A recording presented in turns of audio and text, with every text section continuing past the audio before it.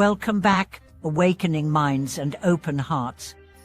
If you've ever felt like you were carrying invisible baggage patterns that repeat, guilt that lingers, thoughts that sabotage, pain that seems older than this lifetime, then what we are diving into today is for you.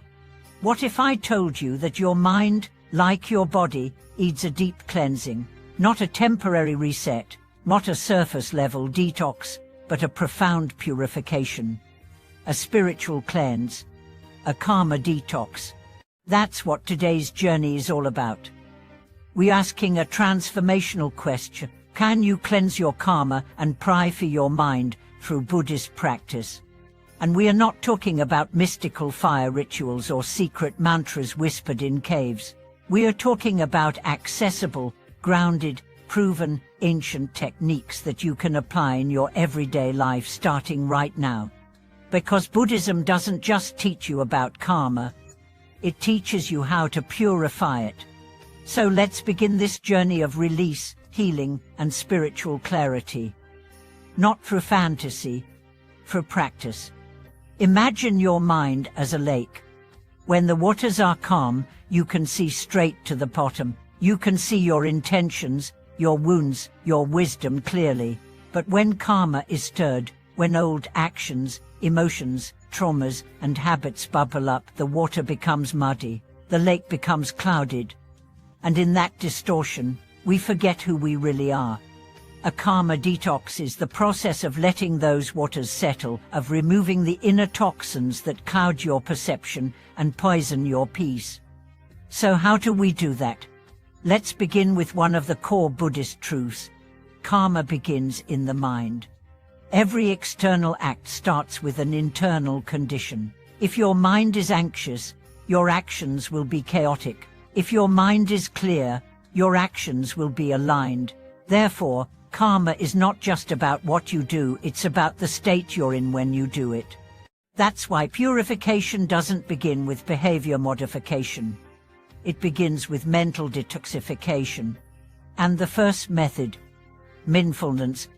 You've heard this word everywhere. But in Buddhism, mindfulness is not just relaxation or awareness. It's active karmic cleansing. When you observe your thoughts without reacting to them, you reduce their karmic charge. You stop feeding them. You stop energizing them. Over time, their hold weakens. Their roots dissolve. Imagine a fire. Every time you react with anger, fear, or craving, you throw fuel on it. But mindfulness is like sitting next to the fire without feeding it. Eventually, it dies down. The ash settles, clarity returns. Let's explore a story from the Pali Canon. There was a monk named Sona who was extremely devoted, so devoted, in fact, that he wore out the soles of his feet from walking meditation. But despite his effort, his mind remained agitated. One night, the Buddha came to him and asked, "Sona, when you play your lute, if the string is too tight, what happens?" "It breaks," Sona replied. "And if it's too loose?" "It makes no sound." "Exactly," the Buddha said. "Your mind is the same. Not too tight, not too loose, balanced." This teaching is foundational to karma detox. It reminds us purification is not about punishing yourself or pushing harder. It's about balance, awareness, softness, consistency. The second tool, confession and repentance.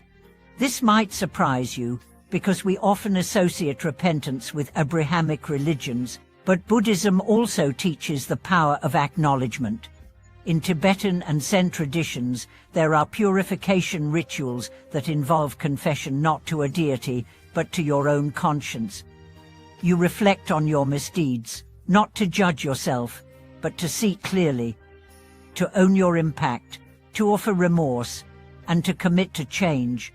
One powerful mantra often used in this practice is, "All my harmful actions committed through body, speech, and mind, rising from attachment, aversion, and ignorance, I now fully confess and let go." Say that out loud. Let it land. That's karma detox in its purest form, truth spoken into the silence of your own being. The third practice, compassion and loving kindness, metta. Hate is sticky karma. Resentment is heavy karma. Fear is suffocating karma. But love, especially unconditional love, burns karma like sunlight burns fog. When you practice metta, you begin by offering kindness to yourself, then to someone you love, then to someone neutral, then to someone who has harmed you. This isn't easy, but it is profoundly liberating. When you release others from your resentment, you release yourself from their grip. You free up massive karmic energy, and that energy can now be used for clarity, creativity, and peace. And the fourth practice, right speech and silence. Karma is not just in action. It's in every word, every joke, every complaint, every criticism, every bit of gossip. They plant seeds. So Buddhist purification includes verbal discipline, not censorship, but intentionality. Speak with clarity. Speak with purpose. Speak when it serves truth. And perhaps more importantly, know when not to speak. Silence, when rooted in awareness, is not avoidance, it is healing. It allows karmic patterns to surface and dissolve, rather than being projected onto others. Let me offer a practical challenge. Spend one day this week practicing karmic silence. No complaining, no judgmental words, no unnecessary speech. Watch how it detoxes your energy field. Now we come to the fifth practice, and perhaps the most powerful of all. Meditation on emptiness, Shanmata. This is not for beginners, but it is the ultimate karmic purification. In emptiness meditation, you begin to observe that thoughts, feelings, even your sense of self, are all impermanent. They arise and pass. They are not solid. As you sit with this, you start to feel something incredible, the spaciences beneath the eyes. This is where karma begins to dissolve entirely, not by effort, but by realization. You realize you are not your past. You are not your trauma. You are not your patterns. Your awareness clear, open, and inherently free. And that awareness does not accumulate karma. It simply witnesses. Let's bring all of this home now. Imagine your mind after 30 days of this practice. Mindfulness, confession, compassion, silence, emptiness. Imagine your body lighter, your breath deeper, your relationships cleaner, your inner voice softer. This isn't fantasy. This is available to you now. Because karma is not a prison, it's a pattern. And patterns can be rewired, purified, released. So ask yourself, what karmic toxins am I ready to release? What habits, emotions, or grudges have overstayed their welcome?